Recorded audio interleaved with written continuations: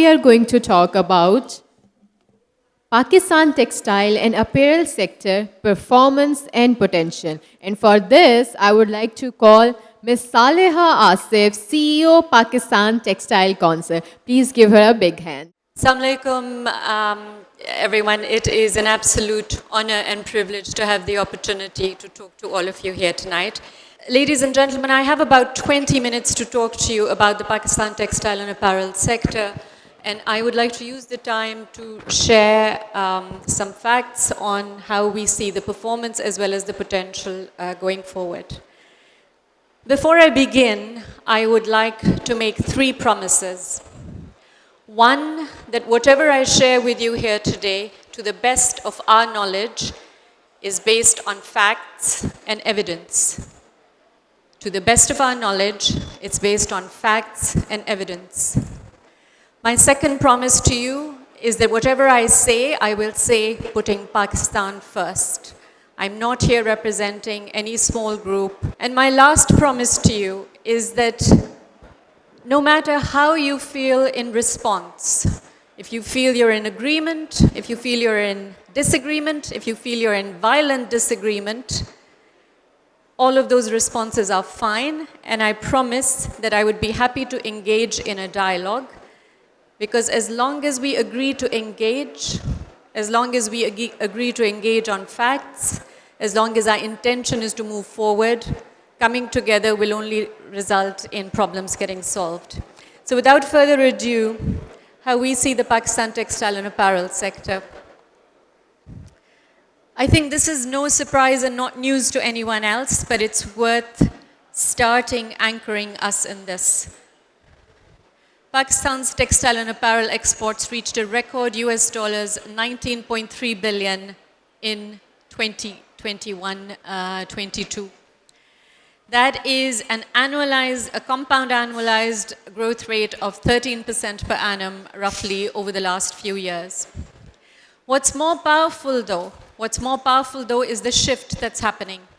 So 70%, which way does this need to be? Yeah. A good 70% of this growth in the last year came from core value-added categories. And this holds true across recent years. Year after year, a greater proportion of growth is coming from core value-added categories.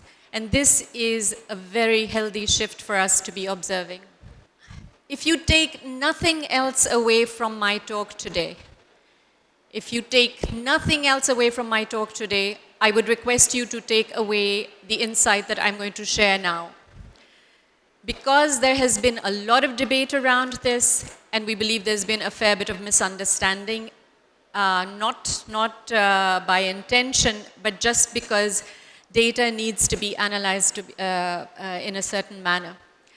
So it's been said again and again that the growth in Pakistan textile and apparel sector in the past couple of years has been led by price effect. What you see on the left is the sector as a whole. The growth from 2020 to 21 was 2.9 billion. The growth from 21 to 22 was 3.9 billion US dollars. And if we break it down to price effect and quantity effect, for the full sector, it's true that the bulk of the impact came from price effect. But that's where data is a beautiful thing. The deeper you go, the clearer the picture becomes. And I did not mean to move forward there. Yeah. So what the right-hand side of this chart shows is, if you break down total sector performance into core value-added categories versus basic categories. So I want you to look horizontally at the top. That's breaking down the growth of 2.9 billion US dollars in exports from 2020-21 versus 2019-20 into 2.4 billion US dollars delivered by the core value-added sector and 0.5 by the basic products.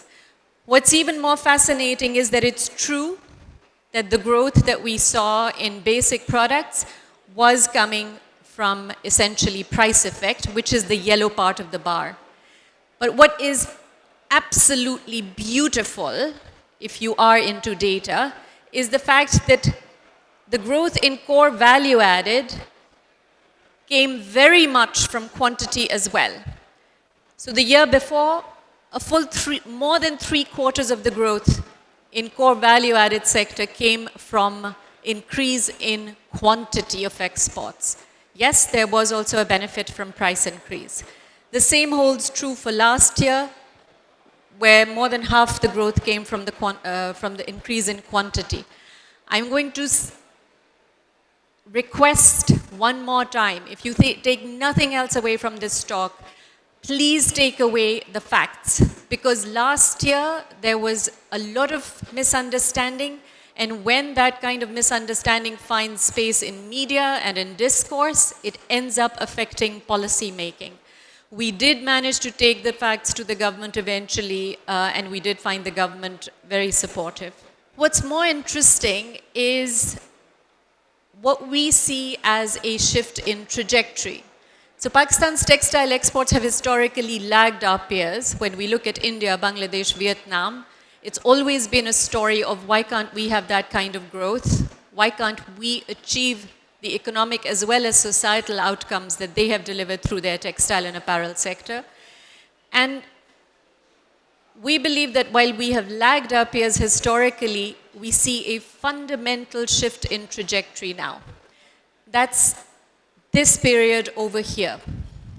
When the world thought that the world was coming to an end, Pakistan textile and apparel sector had its best couple of years of performance, perhaps ever or in the longest time.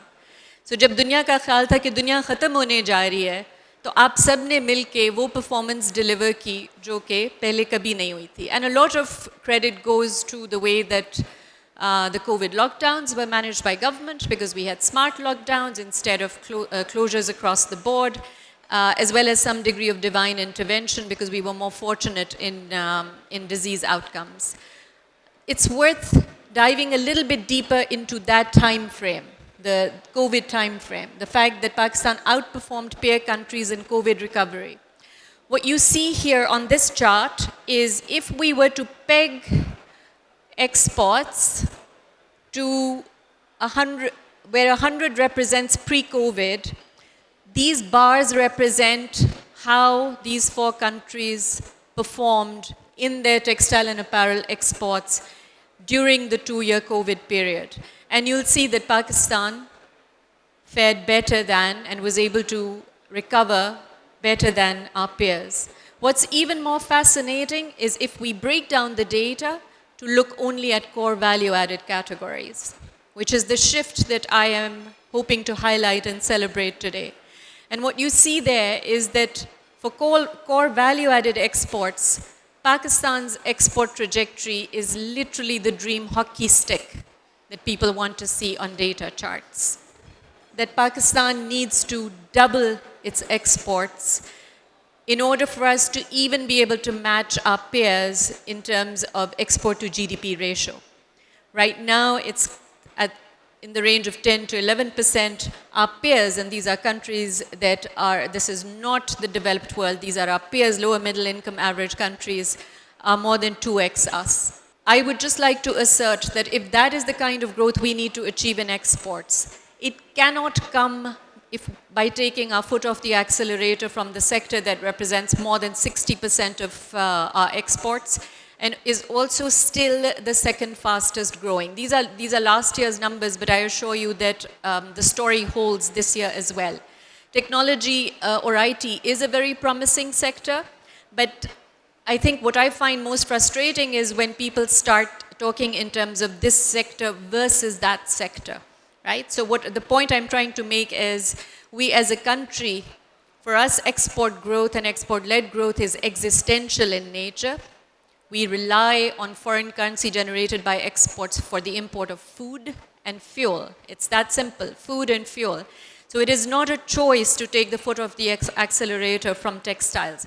The answer to our future is textiles and just in case it's of interest, my last weekend was spent at a tech entrepreneurship conference because I dream of bringing together Pakistan's largest export sector with Pakistan's fastest growing and newest sector.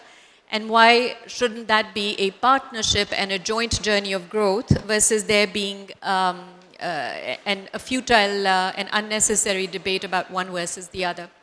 So where does that place us? We see 5 imperatives for the future growth of Pakistan's textile and apparel sector. First and foremost, and this thing has a mind of its own, first and foremost, product and market diversification. Pakistan relies on just 10 product categories and 5 geographic destinations for more than 80% of its exports. We can do more, we can do better.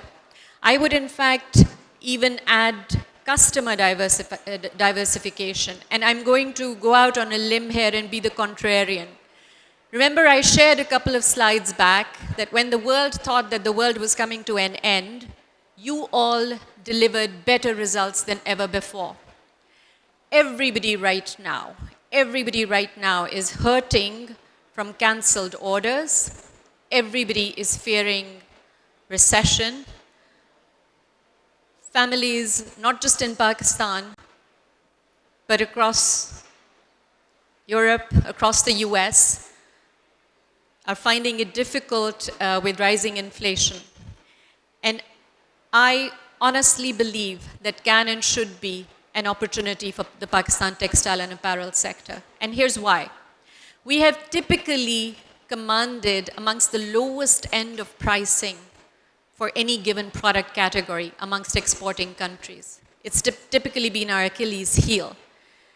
We do not manage to command the highest prices. But at a time when the world has less to spend, at a time when the world is looking to cut spending, maybe there is an opportunity to expand our customer base. Our existing customers might be cancelling orders. Do we present an opportunity at a more economical buy for others? Similarly, in terms of markets, yes, we should absolutely continue to focus on renewing our access to core markets like Europe through EU GSP+. The US by far is our single largest country destination. It's more than 2x the next largest country as a destination, and we should continue to grow there. There is also an opportunity to tap additional markets. Product innovation, and then continued focus on sustainability. And with the panel that just preceded me, I'm not going to spend a lot of time on this, except to say it has to be with a circularity lens. It has to be across the value chain from fiber to finished products and back. But it also includes elements like transparency, traceability. It includes all the other topics around good governance, around looking after our people as well as planet. Talking about people, we believe we cannot envisage a future that fully leverages the potential of Pakistan and Pakistan's textile and apparel sector unless we focus on human capital development. And there are multiple dimensions to this. We need to increase labor productivity, and we need to do that concurrently with generating new jobs, improving working conditions, and we need to invest in our people. There is no reason why everybody should join and continue in the sector as a minimum wage worker and shift from one place to the other. We have an opportunity. This is one of our largest assets as a country. We need to have an opportunity to invest in training and upskilling. We also have an opportunity and a need to invest in management capability building, as well as gender balance and inclusion more broadly. I do take pride in the fact that the textile and apparel sector is a disproportionately higher employer of women, but it's still far below where we should be and where we could be. Branding at country, company, and product level, time and again, I'm having conversations that say Pakistan needs to fix its image, and we need to acknowledge that. We find that buyers who are able to visit Pakistan leave with an entirely revised image and view of the country. but we need to work on improving our image overall. We need to brand ourselves. I recently had the opportunity to visit the US on a diagnostic, a trade engagement diagnostic. And I am going to quote, with permission, I am going to quote the president of the American Apparel and Footwear Association, who said, you know, I asked him, when you think about shifting business from one place to the other, for instance, if you know, you're trying to diversify your sourcing bases or shift business from China or shift business, does Pakistan figure on the list? It was a very simple question. Does Pakistan figure on the list, the top 5, 6? And he paused for a minute and then he said, you know what, honestly, no. But then as the conversation continued, and I quote, he said, you know what, the pity of the matter is that when we do consider Pakistan, you actually do not have any of the clear challenges or issues that we see in many other places. So why don't you get out and tell the world about yourselves more? And that's on us. That's on us to go out there and engage and tell people about the work that's being done. And finally, I'm going to, again, go out on a limb and just say this out loud. When I came back from my international sort of trade diagnostic visit, the report that I wrote for our sponsors said, I believe we have tremendous opportunity to grow. The question is, will we be able to get out of our own way? And I think it's critical for us to just recognize that. We need to have national level, industry level, I would say industry body level, cohesion, consensus, and strategic prioritization of what we want to do. Every economy, every country has to bet on a few sectors. We need to decide once and for all what matters in Pakistan, and I hope I've built the case for why textile and apparel should be the focus, or should certainly continue to be part of the focus. And then we just need to get past this anti-textile, anti-success, anti-each other, and one sector versus the other rhetoric. No, we have so much work to do. If we're going to double our exports, it has to be textile and. We count on the support of the government of Pakistan to do this. It is imperative that we achieve one vision for where we want to take this sector and the country overall. It is imperative that all stakeholders come together in policies that are consistent, policies that continue regardless of changes in political regime. And finally, I would like to close on a note of hope, because I do believe that the Pakistan textile and apparel sector can show leadership and has demonstrated leadership in a space that is literally about the planet that we leave for our children. The panel before me, you met Faiza, who is the program lead for Net Zero Pakistan. Last year, when Pakistan Environment Trust wanted to launch Net Zero Pakistan, the executive director reached out to me and said, we want to have maybe 6 to 8 companies to launch this program, and it's across sectors. Is there any way that you could convince 2 textile companies to sign up? And I said, I'm going to call 6. And he said, you know, it won't happen because they're the biggest culprits in this. I said, I'm going to call 6. What's the harm?